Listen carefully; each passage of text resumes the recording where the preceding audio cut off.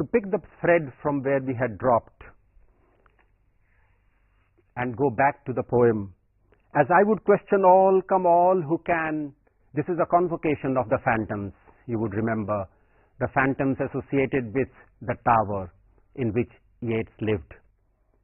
As I would question all who can, come old necessitous half-mounted man, and bring beauty's blind rambling celebrant. The red man the juggler sent. The red man is Hanrahan. Red Hanrahan's song about Ireland he wrote early in his youth. The red man the juggler sent through God-forsaken meadows, Mrs. French, gifted with so fine an ear, the man drowned in a bog's mire when mocking muses chose the country bench. He is remembering all the phantoms who have been referred to above, earlier in the poem. As I would question all, come all who can. What question is he going to ask? As I would question all who can, come old necessitous half-mounted man, and bring beauty's blind rambling celebrant. The red man the juggler sent through God-forsaken meadows, Mrs. French, gifted with so fine an ear, the man drowned in a bog's mire when mocking muses chose the country bench. Who is the mocking muse? This is Anthony Raftery. He chose the country muse, Mary Hines, to write about her beauty, which made men mad, this blind poet. Did all old men and women, rich and poor, who trod upon these rocks or passed this door, whether in public or in secret rage, as I do now against old age? This poem is also not only about the tower, not only about all those people who have lived there before Yeats, but also about, Yeats said, own old age. What is he going to do about his old age? In his thoughts, in his ideas, in his feelings, in his inspiration, he is as young as he was 30 years ago, if not younger than when he was 30. So what is he going to do about his old age? As I do now against old age. But I have found an answer to those eyes that are impatient to be gone. He says, I have found an answer to those eyes that are impatient to be gone. He is referring to the phantoms. The phantoms who have been brought together are keen to go away. They don't want to remain there forever. They are not living human beings. But I have found an answer in those eyes that are impatient to be gone. Go therefore. If you want to go away, he tells the phantoms. But leave Hanrahan, for I need all his mighty memories. And who is this Hanrahan? He immediately tells us about him. He is an old lecher. A lecher is a person, as you know, who is eager to have congress with any woman that he can find. Old lecher with a love on every wind. Old lecher with a love on every wind. Bring up out of that deep considering mind all that you have discovered in the grave. Red Hanrahan is dead, but he wants him to come back and tell him about his experiences. Bring up out of that deep considering mind all that you have discovered in the grave. What is this? In the grave you are dead. You are lying quietly there. You don't experience anything. It is in life that you experience. It is in life that you do things and you get an experience of that, doing such a thing. In life you make love and you get experience of making love. How does Yeats expect Red Hanrahan to experience love while he is dead, lying dead in the grave? Yeats believed that a dead man has to undergo a phantasmagoria, as he calls it, a phase when he recalls all those events in life that he had experienced. So he relives those experiences. By reliving them, he can forget them. So Yeats thinks that Hanrahan is now dead. In his grave, he must have relived all his experiences of making love or a love unrequited. And Yeats wants to have a talk with him, an intimate talk with him.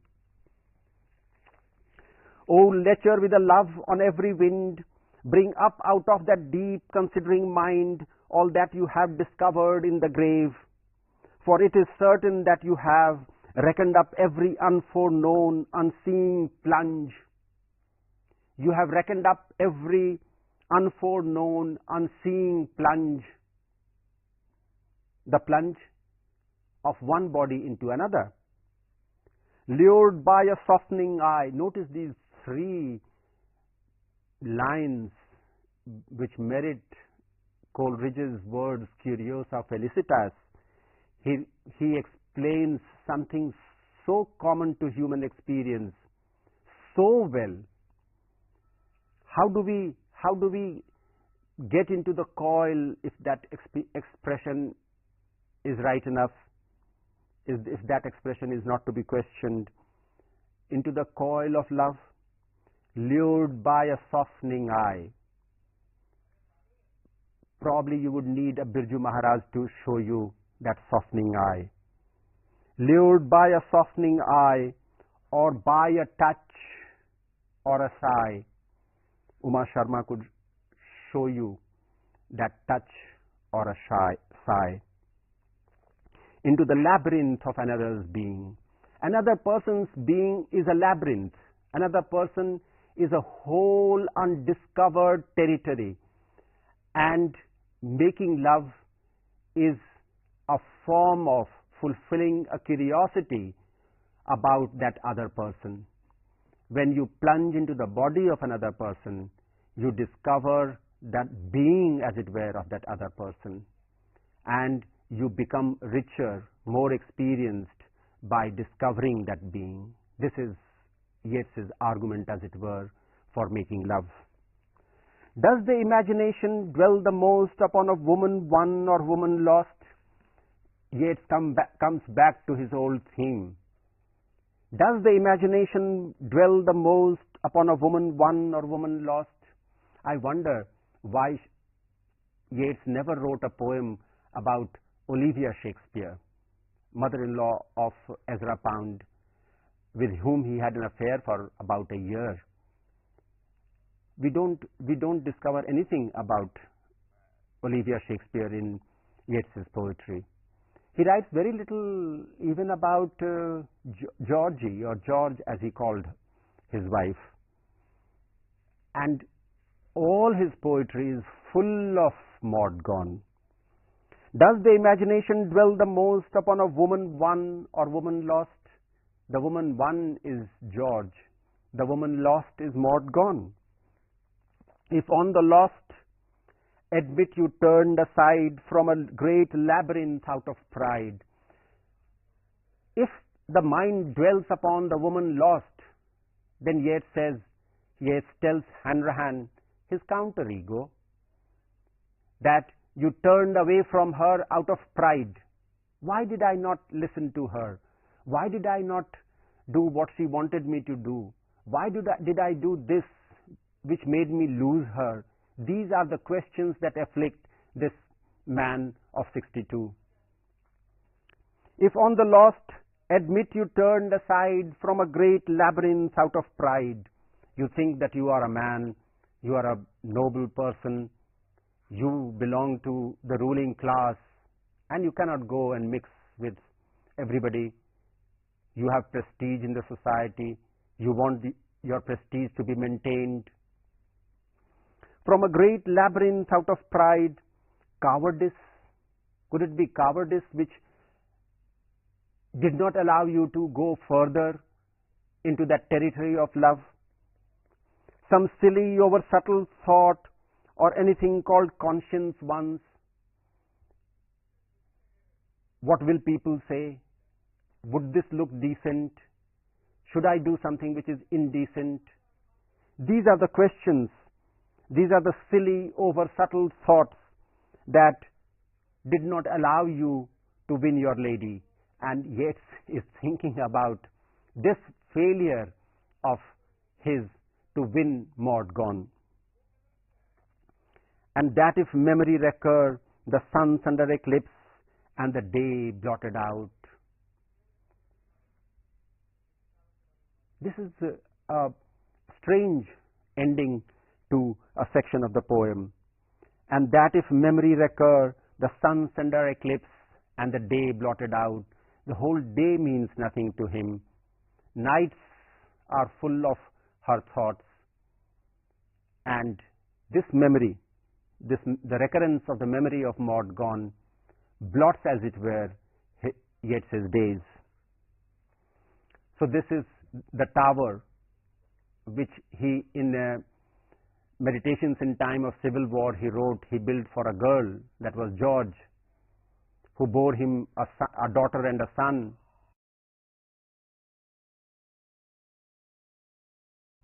In his thoughts, he is lost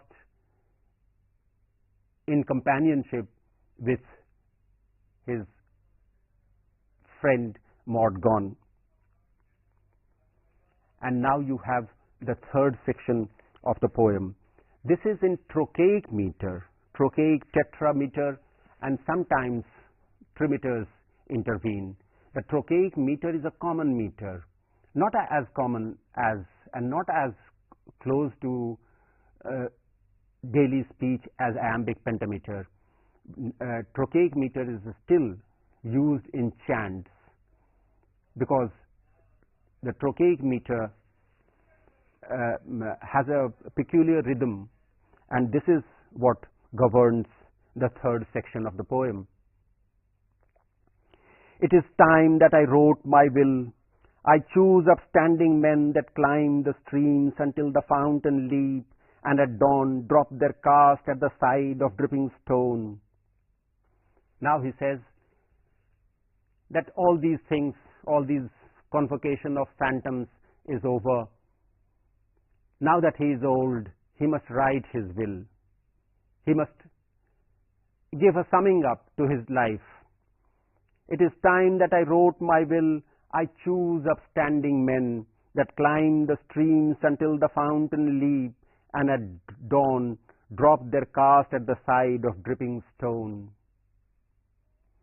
I declare they shall inherit my pride, the pride of people that were bound neither to cause nor to state, neither to slaves that were spat on, nor to the tyrants that spat, the people of Burke and of Grattan. He is thinking about Edmund Burke and Henry Grattan. Edmund Burke was a great parliamentarian, a great stylist of English prose in the 18th century. And Henry Grattan was a great parliamentarian who refused the unification of Ireland with England. He gave his name to the parliament in which he sat, and like Yeats himself, they thought of a unified, by unified I mean the people, Catholics and Protestants, being one nation, making one nation, one Irish nation, that gave, though free to refuse, pride like that of the morn, when the headlong light is loose, or that of the fabulous horn. He is thinking about the horn of plenty, that fabulous horn, the horn that appears in fables, or that of the fabulous horn, or that of the sudden shower when all streams are dry, or that of the hour when the swan must fix his eye upon a fading gleam. He is thinking about the swan song, the last song as it were, because he is talking about old age. Float out upon a long last reach of glittering stream, and there sing his last song, the swan's song. And I declare my faith, I mock Plotinus's thought and cry in Plato's teeth. And he says he would not have Plato and Plotinus as his teachers. I mock Plotinus's thought and cry in Plato's teeth. Death and life were not till man made up the whole. There was this ancient belief among the Druids that all that we see around us was created by human beings. So life and death was also created by human beings. They don't exist, Yeats says. Death and life were not till man made up the whole, made lock, stock and barrel out of his bitter soul. The Creator is not God or not some supernatural power, but man himself. Aye, sun and moon and star, all and further add to that being dead we rise, dream and so create translunar paradise. What is translunar? Translunar may have two meanings. Translunar is something that is not subjected to the moon, which means that which is not subjected to decay and change. So a paradise which remains a paradise forever and forever. Translunar may also mean that is fabulous, that is imaginary.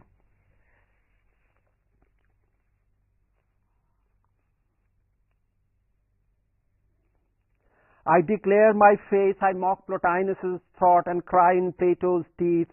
Death and life were not till man made up the whole, made lock, stock and barrel out of his bitter soul.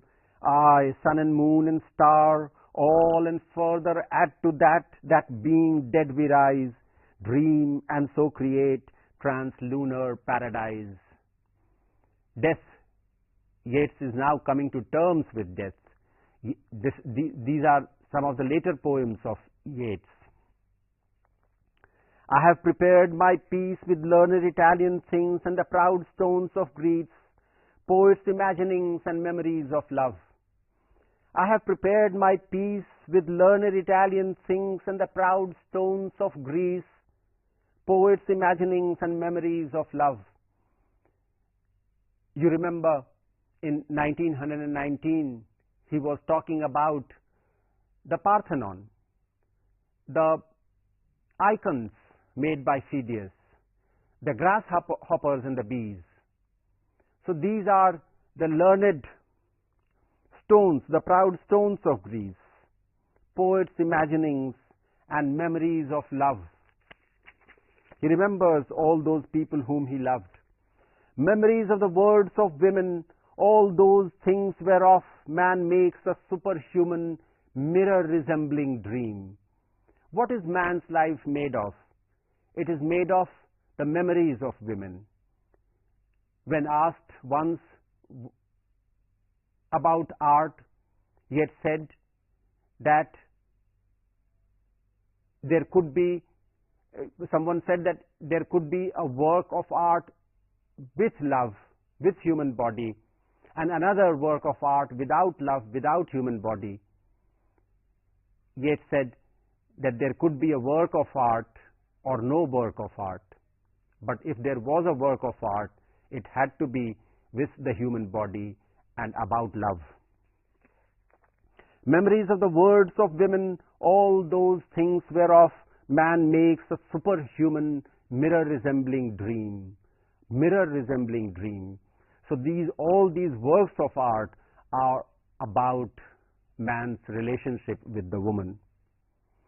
As at the loophole there the daws chatter and scream, as at the loophole there the daws chatter and scream, and drop twigs layer upon layer, when they have mounted up, the mother bird will rest on their hollow top, and so warm her wild nest.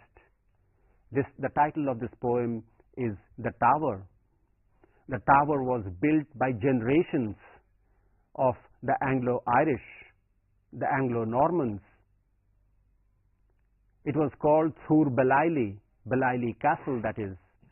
And Yeats is thinking of himself as the mother bird who would lay her eggs there. As at the loophole there the daws chatter and scream, and drop twigs layer upon layer, when they have mounted up, the mother bird will rest on their hollow top, and so warm her wild nest. I leave both faith and pride to young upstanding men, climbing the mountainside that under bursting dawn they made drop a fly, being of that metal made till it was broken by this sedentary trade. What is this sedentary trade? This sedentary trade is the trade of poetic creation, of artistic creation. Artists are seen as lazy people, but artists work unseen by the common people. Now shall I make my soul, compelling it to study in a learned school, till the wreck of body, slow decay of blood, testy delirium. He is talking about the experiences of an old man. Wreck of body, slow decay of blood, testy delirium, or dull decrepitude, or what worse evil come, the death of friends. Death of every brilliant eye, the eyes of women, which looked with love towards the poet as a young man. They have all vanished. That made a catch in the breath. Those brilliant eyes that made you feel, oh, how beautiful.